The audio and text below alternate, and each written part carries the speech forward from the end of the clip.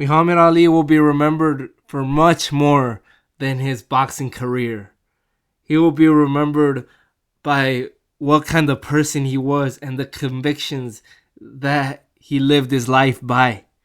And one of those moments of his life that he'll be remembered for as much or maybe even more is when he refused to go to war, when he was drafted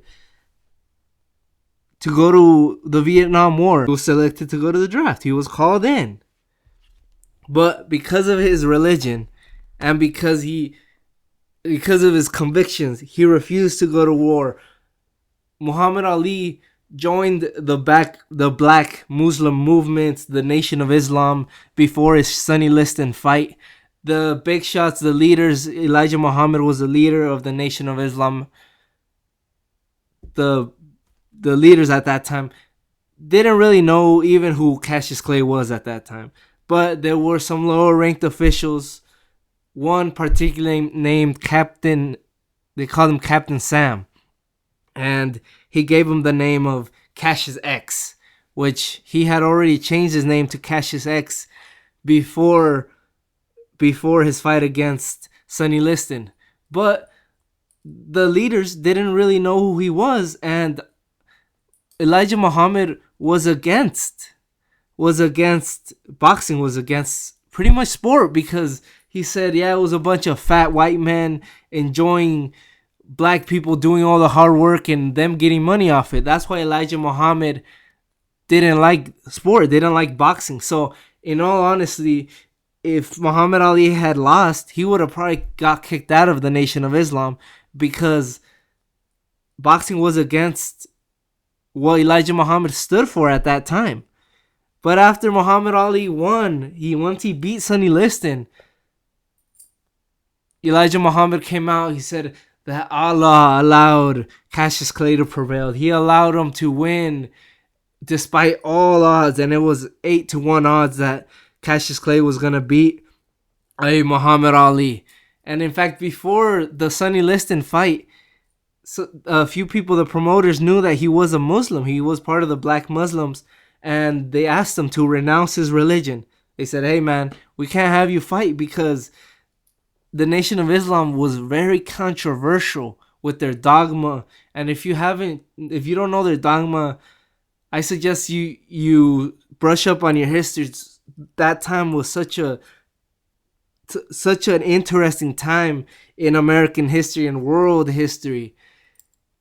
It was a black empowerment movement that they had suffered for so much oppression throughout hundreds and hundreds of years, and it was in a black empowerment movement saying that they come from kings in Africa, and that the white man was the devil because of their history towards colored people.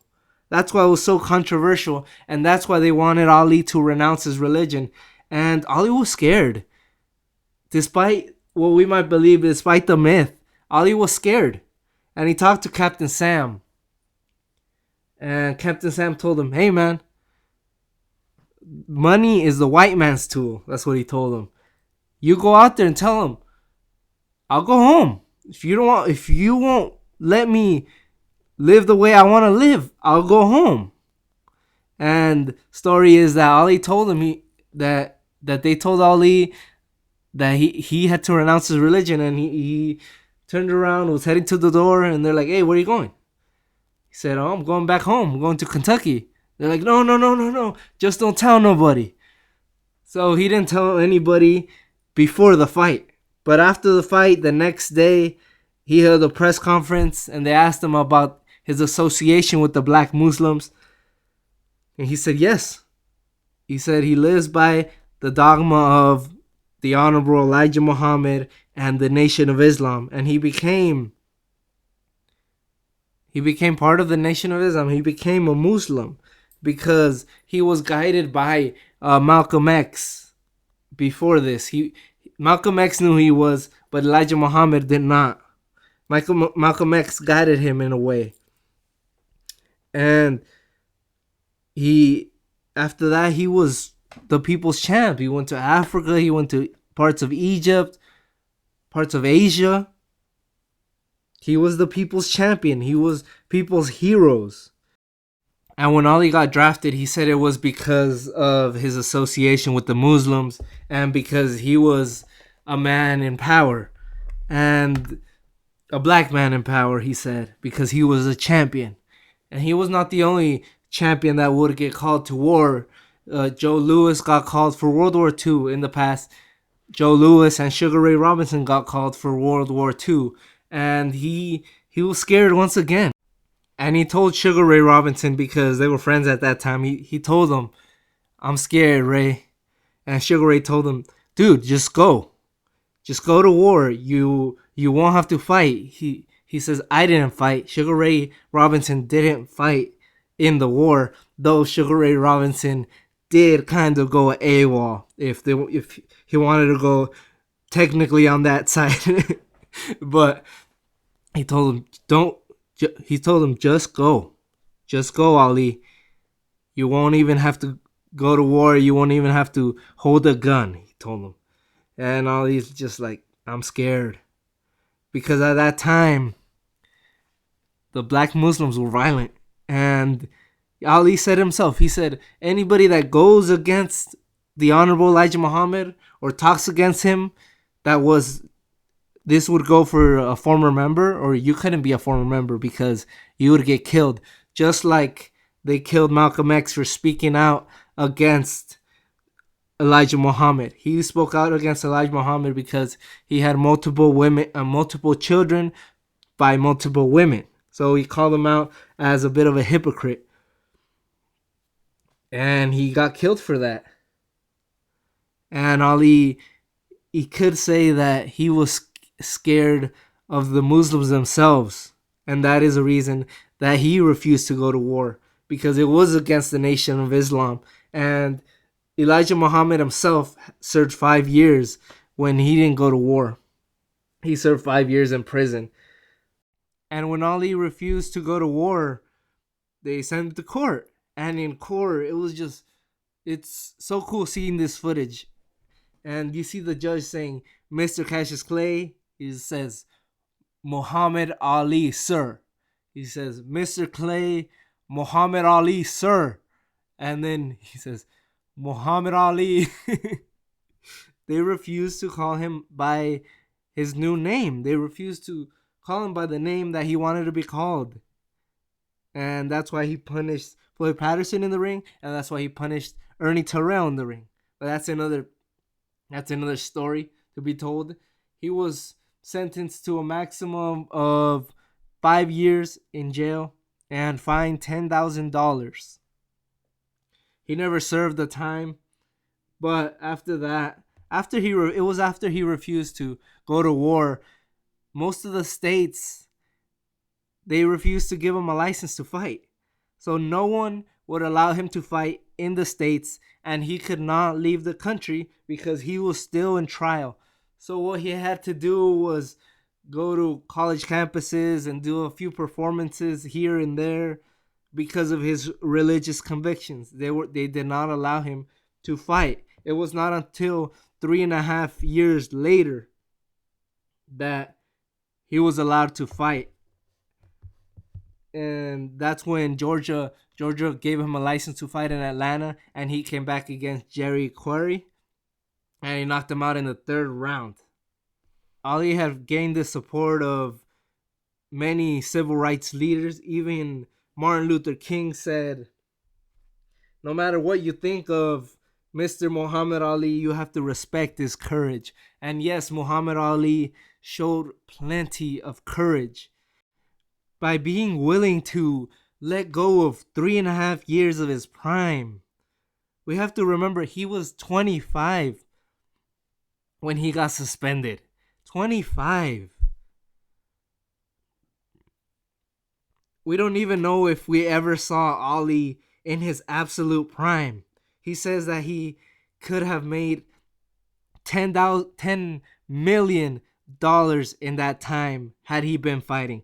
$10 million. That's a man with conviction right there. That's a man whose morals mean more to him than money. There's not many people out there, nonetheless fighters, that would give up that much money for their personal beliefs, for the pride, for the glory.